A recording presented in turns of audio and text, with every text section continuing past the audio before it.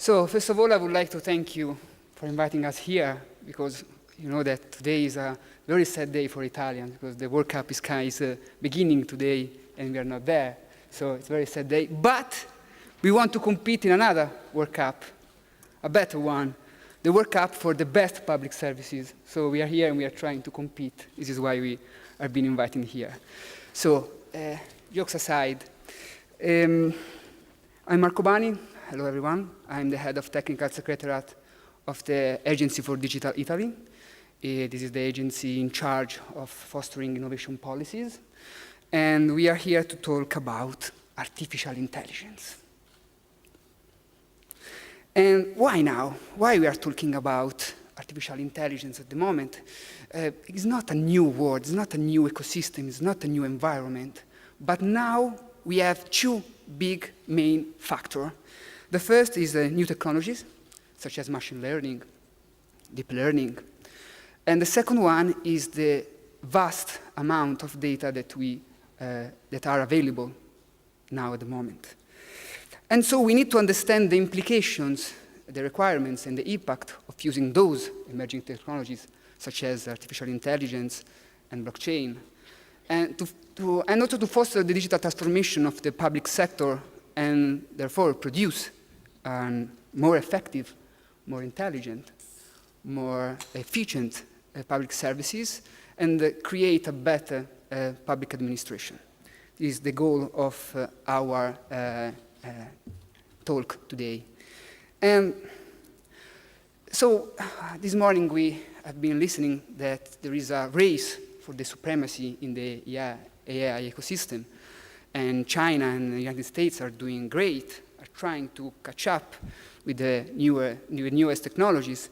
And for instance, in this slide, you can see that for the AI-related patent registration, the red bar is China, is doing very well, is doing a lot. And 3 out of 10 organizations with the most quoted AI-related research papers are Chinese. So we have to do something. We have to act now, and we have to act as Europe, because the other countries are doing a lot, are investing a lot, are doing all in, using a poker metaphor, regarding artificial intelligence. So there is also a storytelling, a bad storytelling regarding AI. For instance, here a quote by Nick Bostrom, who is a philosopher, the challenge presented by the prospect of superintelligence and how we might best respond is quite possible the most important and most daunting challenge humanity has ever faced. And whether we succeed or fail, it is probably the last challenge we will ever face. So it's not the only one. Even Stephen Hawking, rest in peace, did something like that. There are a very different spectrum of opinions regarding the AI. More of them, some of them are optimistic regarding the brilliant use of artificial intelligence. More of them, some of them are less optimistic, more apocalyptic, I'm saying. And the point is that no one has a clear definition of AI, but as here is a quote from the Prime Minister of Estonia, one of the biggest challenges for today's politicians is technology transformation. The digital revolution is at the core of every challenge and opportunity that Europe faces today. And if digital revolution is at the core of the challenge, AI is at the core of the digital revolution.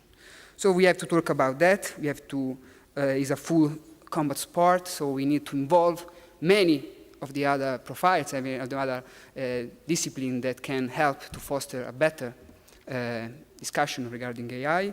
We need to involve social scientists, we need to involve politicians, we need to involve civil servants, and many others. For instance, in Italy is running up, is trying to catch the other European countries regarding digital public services. This is an extract from the last DESI, Digital Economy and Society Index. We are not in the best position at the moment, but we know for sure that if you want to do a leapfrog, if you want to catch up the other countries, we need to invest on the emerging technologies. Otherwise, while we are trying to catch up the other countries, the others are going to run. So we need to do something, we need something more. And AI is definitely something that can help us to do that. So, for instance, here it is a quote from Tim Cook: technology is capable of doing great things, but it doesn't want to do great things. It doesn't want to do anything. That part takes all of us, so we need to do something. We need to act, as I said before. And if I'm going to ask to any one of you what is artificial intelligence, I'm going to receive different answers. No one has the most brilliant answer to define artificial intelligence. It's a full spectrum of technologies. And so we need to understand better how the core of these technologies. And also, over the past few months, a lot of organizations, both private and public, tried to understand better about the use of AI in public sector. Organizations maybe from US, but also France, Harvard, and other organizations tried to do something. And so we had a bibliography in order that we can already study something. And so we faced, now 9 months ago, we faced a possibility to do nothing about the use of AI in public sector and let the others decide for us. Could have been, could be private organization, could be other countries. But also we can do it in the wrong way. What I mean by doing in the wrong way? I'm saying that there are already some potential damages associated about the use of AI system. And this is a spoiler from the white paper that we released about the use of AI in the public services. So I'm just cherry-picking some of the misuse that can also be, you can also see, and we are already facing, so a massive hacking or automated terrorism or political propaganda is still fresh in our mind, the Cambridge Analytica scandal. So it's something that we have to face on now.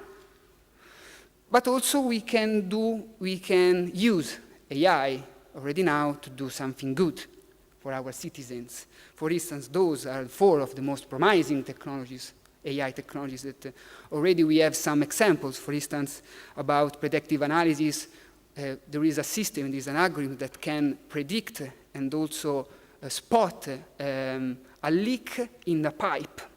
So we can use AI to create better physical infrastructure. We can use computer vision for a better care for the elderly, for instance, because we can use computer vision. If something is going to happen, maybe someone is going to fall down to the ground, it can trigger automatically an action and help to do something. Or we can use automatic detection to spot some anomalies in a financial flow, for instance. It's already happening. We have already the application, the algorithms. Or we can use natural language processing to fight cyberbullying or trolling or whatsoever. So there are something that we can do now. We need to collect and gather all the good uses of AI. Those are other examples that we traced in our white paper, especially in the field of healthcare and in the field of education. The AI can help to reduce income disparity, to help to reduce inequalities. So there are already something to study, to learn, to develop, and to implement in our process. And if now I'm going to, if we are going to fear about the loss of jobs by AI, we don't have to fear, because if we are going to see what the AI systems are doing now, they are just used in tasks that take less than 1 second to perform. So they are automatic tasks. And I have an hint, I have a suggestion. If you don't want to, if you have fear about the loss of jobs, don't treat your workers as robots. This is the most important lesson that I've learned about the fear of AI at the moment. And so if you don't use worker for tasks that can be automatic, can be more automatic, you don't have to fear anything in the following years. But who is going to help us to understand how to create a better environment in the public service for the implementation of AI? We don't have inside the agency the expertise to do that. So we did an open call. We were looking for people who were able to hack not only the technology, of course, but also the bureaucracy, because we need to create new processes.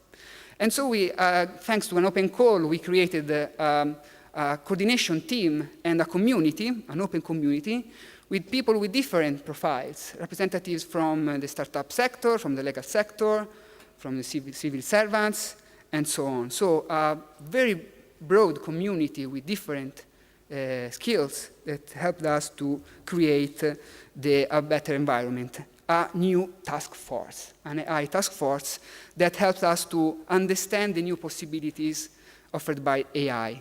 And so 9 months ago, we started 9 months ago, what were the goals, the main goals? To analyze the potential application of AI in public services.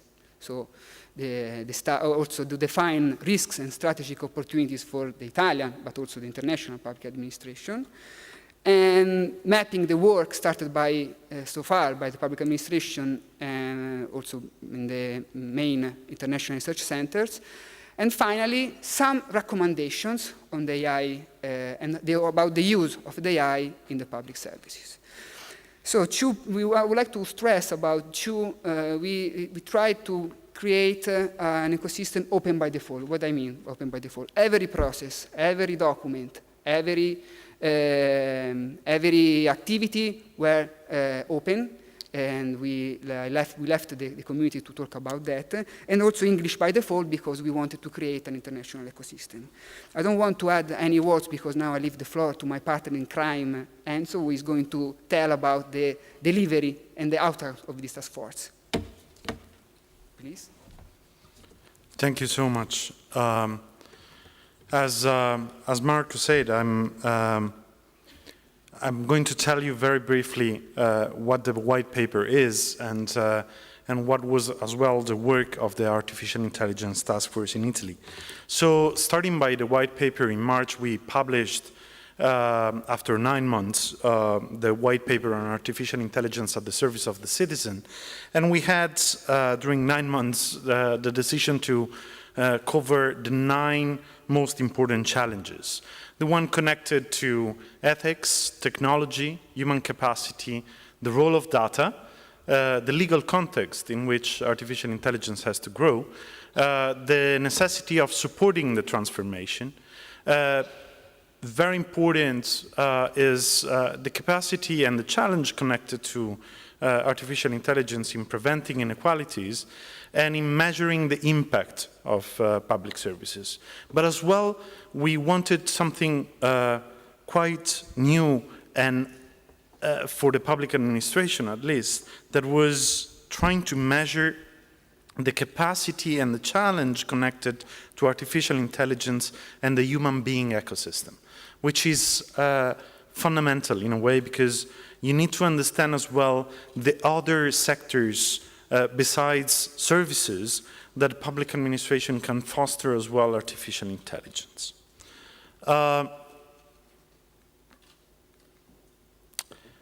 As well, we did something that was already announced at the beginning of the task force. That was the necessity to map the artificial intelligence ecosystem in the country, but I will tell you later that this was an exercise that did not end at national level. The artificial intelligence ecosystem is something that helped us mapping not just what solutions were out there, who in the private sector was doing something on artificial intelligence, or which were the startups dedicated to artificial intelligence, but as well something that is quite relevant, that is the capacity to understand that there are already public sector administrations. We have around 20,000 public administrations and 8,000 municipalities, besides the central level government institutions, that are already, some of them, using quite advanced artificial intelligence solutions. As well, we needed to have quite of a vision on understanding if we were introducing artificial intelligence,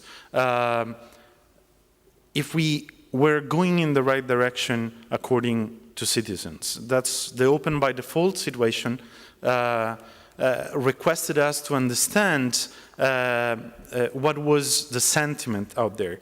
And we found out that actually only 3% of the population was having a negative sentiment around artificial intelligence, which is quite, at least for us, was quite shocking in terms of what was the reaction of the media during the last few years on the fear of losing jobs or etc.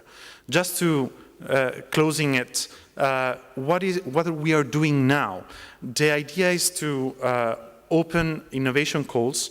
On those innovation calls, we are contributing with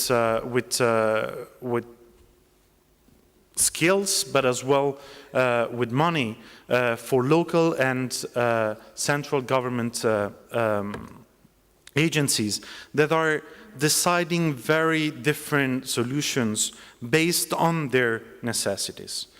Lastly, let me go on very briefly on the OECD thematic group on emerging technologies, based on the fact that Italy expressed this quite unique implementation of analyzing artificial intelligence in the public sector and not overall in the government structure. The OECD requested and proposed actually us to lead the artificial intelligence and blockchain thematic group of the OECD that looks at creating the guidelines on the use of emerging technologies in the public sector, most probably being launched next October in Korea at the e-leaders forum. And this is it. I will be, and together with Marco, able to respond more in the Q&A session. Thank you.